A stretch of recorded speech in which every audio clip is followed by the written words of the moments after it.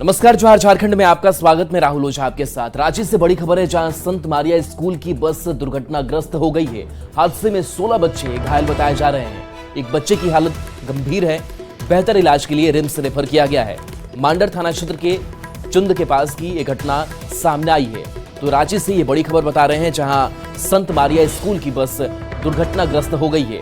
ये तस्वीर आपको दिखा रहे हैं। इस हादसे में 16 बच्चे घायल हैं, जिनको इलाज के लिए अस्पताल में भर्ती कराया गया है। एक बच्चे की हालत गंभीर बताई जा रही है, तो बेहतर इलाज के लिए इन्हें रिम्स रेफर किया गया है। ये वही जगह है जहां पर ये हादसा सामने आया है और स्कूल बस आपको पलटी हुई नजर आ रही होगी। साथ ही जो बच्चे हैं जो इस हादसे का शिकार हुए हैं, कई घायल हैं जो रोते चीखते नजर आ रहे हैं। इसके बाद से उनको बेहतर इलाज के लिए रिम्स रेफर किया गया। घायल बच्चों में एक की हालत बेहद गंभीर बताई जा रही है।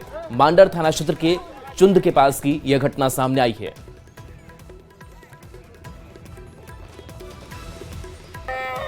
चुप हो जा बाबू, चुप हो जा।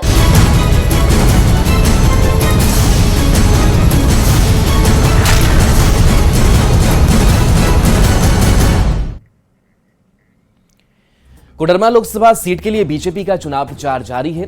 गिरिडीह के लेदा हटिया मैदान में बीजेपी की ओर से कोडरमा लोकसभा और गांडेय विधानसभा उपचुनाव के लिए जनसभा की गई। इसमें बीजेपी प्रत्याशी अन्नपूर्णा देवी के साथ ही बीजेपी प्रदेश अध्यक्ष बाबूलाल मरांडी, नेता प्रतिपक्ष अमर बावरी के साथ कई नेता मौजूद रहे। इस दौरान केंद्र सरकार की कल्याणकारी योजना की जानकारी दी गई। साथ ही बीजेपी के पक्ष में वोट की अपील भी की गई। साथियों, आज देश में सशक्त और मजबूत सरकार आपने बनाया।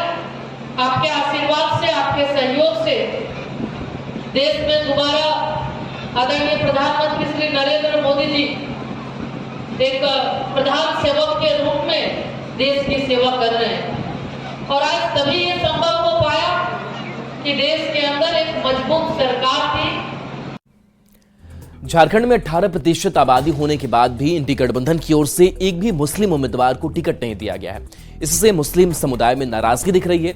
धनबाद के नया बाजार में मुस्लिम समुदाय की बैठक हुई, जिसमें सभी ने एक सुर से किसी भी लोकसभा सीट से अल्पसंख्यक उम्मीदवार देने की मांग की है।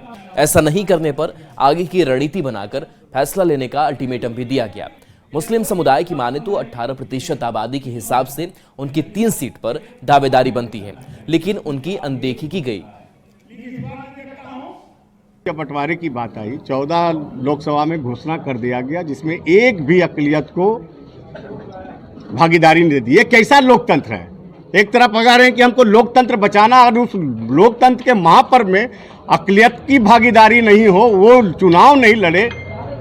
क्या हम लोकतंत्र के रक्षक नहीं हैं? हम सिर्फ कुर्बानी देते आए।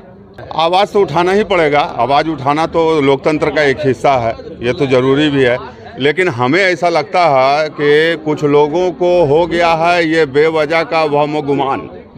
कुछ लोगों को ये हो गया है बेवजह अकारण वहम गुमान कि इस इलाके में सिर्फ मेरा ही है एक दुकान, कहाँ जाएगा भारत का मुसलमान। अल्पसंख्यक सीट पूरा, इसमें विधानसभा सीट 14 है पूरे झारखंड में, उसमें एक सीट का नहीं। हम क्या, हमारी पहचान का ये बात है। हम ये पूछना चाहते हैं कि हम क्या हैं और हमारी पहचान क्या। हम सिर्फ वोटर हैं, हमारी पहचान कुछ भी नहीं। हमें अपना पहचान चाहिए। खूंटी लोकसभा सीट पर ईसाई वोटर की भूमिका अहम होती है। इस सीट पर करीब 3.5 लाख से अधिक वोटर हैं और यही वजह है कि उन्हें अपनी ओर से आकर्षित करने में सभी दल जुटे हुए हैं। चर्च के पदाधिकारियों की माने तो चुनाव में मदद लेने के बाद सभी दल उन्हें भूल जाते हैं। पिछले चुनाव में जीत में ईसाई वोटर की भूमिका बड़ी मानी गई थी। ऐसे में इस बार भी बीजेपी की ओर से केंद्र सरकार के विकास कार्य का हवाला देते हुए बीजेपी के पक्ष में वोटिंग की अपील की जा रही है। उनके समर्थन से जीतती है तो आगे उनके लिए कोई विशेष योजना नहीं रहती है। चाहे उनके शिक्षण संस्थानों को हम कैसे डेवलप करेंगे, कैसे विकसित करेंगे, और तमाम तरह की जो समस्याएं हैं उनको मैं कैसे दूर करूंगा, उस और उनका ध्यान नहीं रहता है। रिश्तियों को सोचा जाए तो मतदान में ज़्यादा उनका उपयोग किया जाता है, उनके बारे सोचा नहीं जाता है। जबकि समाज में देखा जाए तो सभी दृष्टिकोण से क्रिस्तीय लोग न केवल मतदान में लेकिन बहुत सारे चीज़ों में सहयोग देते हैं।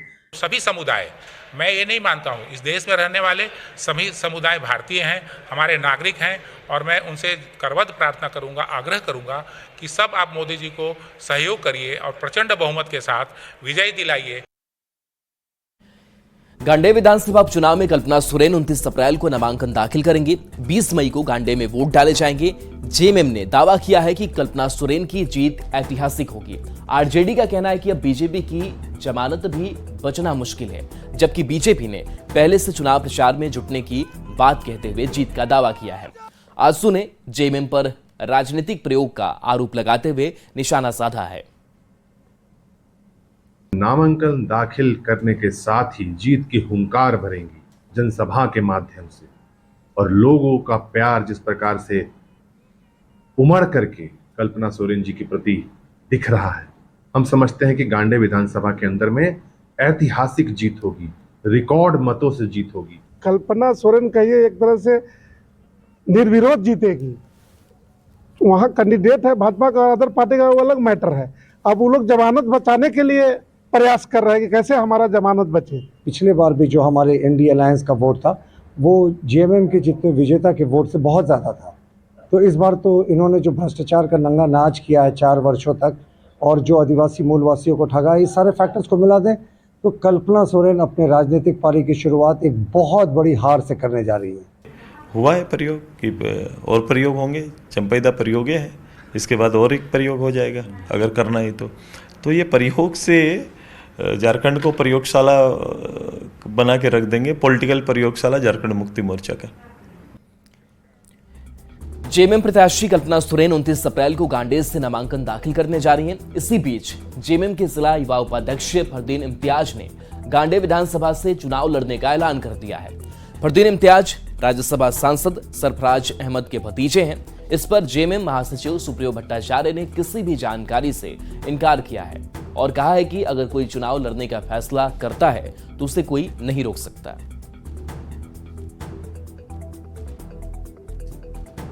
कोई फैसला ले लेता है तो आप उसको कैसे रोकेंगे? नहीं मालूम। अभी तो बहुत जगह देखिएगा, हम लोग को भी नहीं मालूम, गाड़ियों में जेएमएम लिख के घूमते रहता सर। यही जब दूसरी पार्टी की सरकार थी तो उसका नाम चलता था।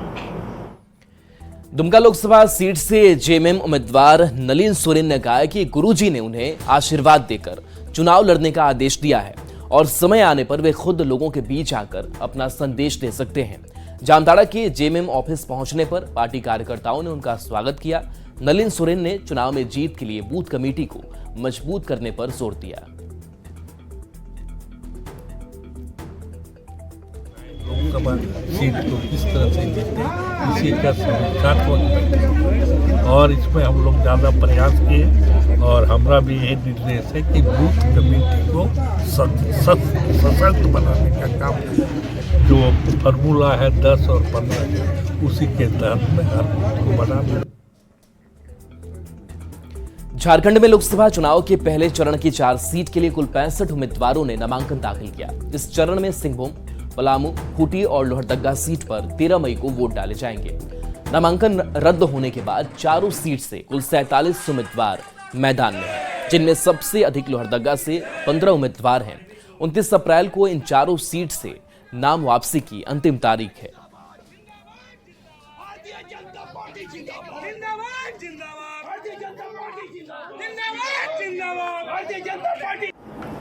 सिंहभूम में 21 कैंडिडेट था, उसमें 7 रिजेक्ट हुआ, अभी 14 कैंडिडेट बचा हुआ। लोहरदगा में 17 कैंडिडेट था, उसमें स्क्रूटनी में 2 रिजेक्ट हुआ, अभी है फिर 15 कैंडिडेट है। पलामू में 11 था, कोई रिजेक्शन नहीं हुआ, 11 कैंडिडेट है अभी। खूंटी में 16 कैंडिडेट था, उसमें 9 रिजेक्ट हुआ, अभी 7 आपका फाइनल है।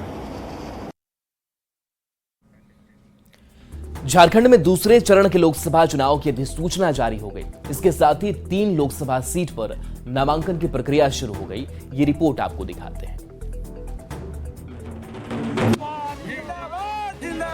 इंडिया झारखंड में दूसरे चरण में 3 सीट पर लोकसभा चुनाव की डुगडुगी बज गई। इसके साथ ही इन तीनों सीटों पर नामांकन की प्रक्रिया भी शुरू हो गई है। चुनाव का ऐलान होते ही राजनीतिक दलों के उम्मीदवारों ने जोर शोर से चुनाव का प्रचार शुरू कर दिया है। तो इन तीनों सीटों पर शांतिपूर्ण और निष्पक्ष चुनाव कराने के लिए प्रशासन ने भी कमर कस ली है। 14 नंबर यानी हजारीबाग लोकसभा निर्वाचन क्षेत्र के निर्वाचन की आज सूचना जारी की गई है। जैसा आप जानते हैं, हजारीबाग डीसी इसकी रिटर्निंग ऑफिसर होती हैं, निर्वाची पदाधिकारी होती हैं, और इसके साथ साथ एक ARO भी, असिस्टेंट रिटर्निंग ऑफिसर भी की घोषणा की गई है। झारखंड में दूसरे चरण में चतरा, कोडरमा और हजारीबाग में नामांकन की प्रक्रिया शुरू हो गई है। इन तीनों सीटों पर 3 मई तक नामांकन होंगे। 4 मई को नामांकन पत्रों की जांच होगी। नाम वापसी का अंतिम दिन 6 मई तय किया गया है। इन तीनों सीटों पर 20 मई को वोटिंग होगी, जबकि 4 जून को काउंटिंग के साथ ही लोकसभा चुनाव का परिणाम सामने आ जाएगा। 3 मई के 3 बजे तक नाम निर्देशन पत्र दाखिल किया जा सकेगा और उसके बाद उन जो निर्देशन पत्र हैं उनकी स्क्रूटनी 4 मई को की जाएगी।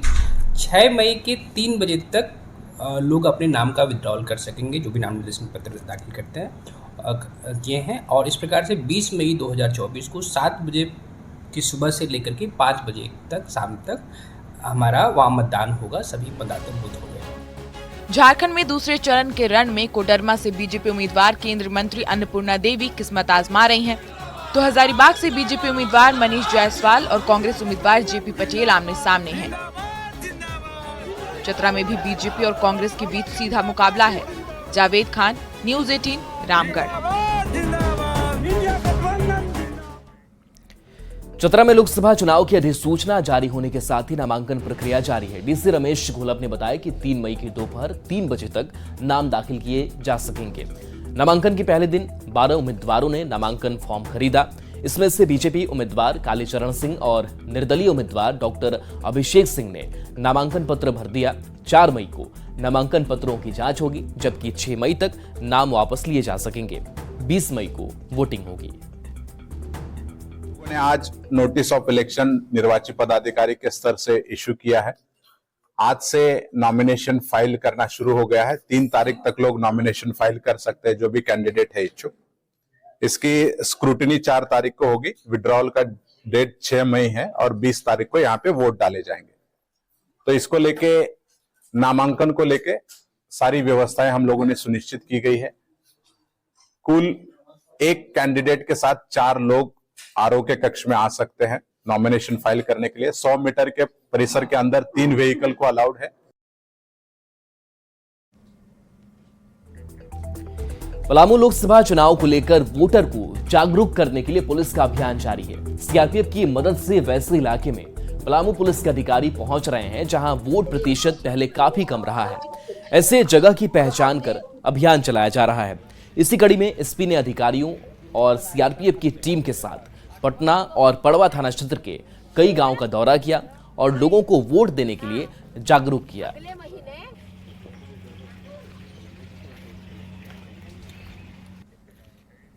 और चलिए, ब्रेक का वक्त हो चला है, जल्द वापस आते हैं।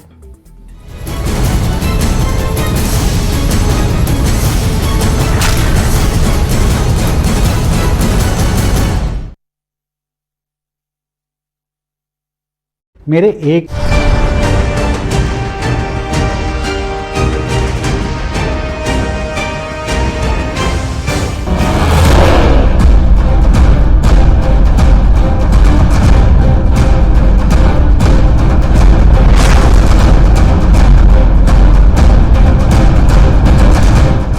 वायनाड में राहुल गांधी की, तिरुअनंतपुरम में शशि थरूर की, जोधपुर में केंद्रीय मंत्री गजेंद्र सिंह शेखावत की, मथुरा में हेमा मालिनी की, मेरठ में अरुण गोविल की, झालावाड़ में वसुंधरा राजे के बेटे दुष्यंत सिंह की, जालौर में अशोक गहलोत के बेटे वैभव गहलोत की, कोटा से लोकसभा अध्यक्ष ओम प्रकाश बिरला, गौतम बुद्ध नगर में डॉक्टर महेश शर्मा की। दूसरे फेज में 1206 प्रत्याशियों की किस्मत जनता जनार्दन ने ईवीएम में लॉक कर दी है। पलड़ा किसका भारी होगा? एनडीए बाजी मारेगा या इंडिया गठबंधन की जय जय होगी? फैसला अब 4 जून को आएगा। 2 चरण के चुनाव में 190 सीटों का अब तक का गणित क्या कहता है? मतदान के आंकड़े कौन सी कहानी बयां करते हैं और 1/3 सीटों पर जनता ने किसे किया है कबूल और किससे कर लिया है किनारा? वोट किसका घट रहा है, किसका बढ़ रहा है? इसकी पूरी डिटेल आपको आगे दिखाएंगे।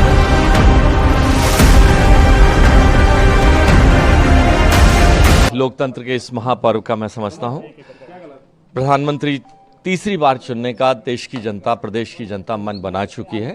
400 के पार करने वाली है और जोधपुर में प्रचंड बहुमत से भारतीय जनता पार्टी जीतेगी। दूसरे फेज में केरल की सभी 20 सीटों पर, राजस्थान की 13 सीटों पर, कर्नाटक में 14 सीटों पर, महाराष्ट्र की 8 सीटों पर, उत्तर प्रदेश में 8, मध्य प्रदेश की 6, असम की 5, बिहार की 5, छत्तीसगढ़ की 3, पश्चिम बंगाल की 3, त्रिपुरा 1, जम्मू कश्मीर 1 और मणिपुर की 1 सीट पर भी मतदान हुआ। पहले चरण के मुकाबले दूसरे चरण में वोटर ज्यादा जोश में दिखे। पोलिंग बूथ पर लंबी लंबी कतारें दिखी, लेकिन ये कतारें किसके समर्थन में उतरी और ईवीएम का बटन किसके लिए दबाया?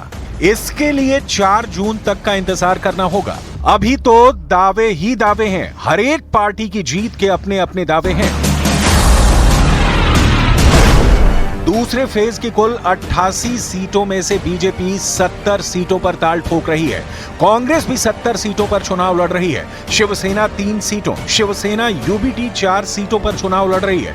सीपीएम ने 16 सीटों पर उम्मीदवार उतारे हैं। बहुजन समाज पार्टी ने 74 सीटों पर प्रत्याशी खड़े किए हैं। जनता दल यूनाइटेड ने 5 सीटों पर कैंडिडेट्स उतारे हैं। मतलब देश में उत्तर से दक्षिण तक और पूरब से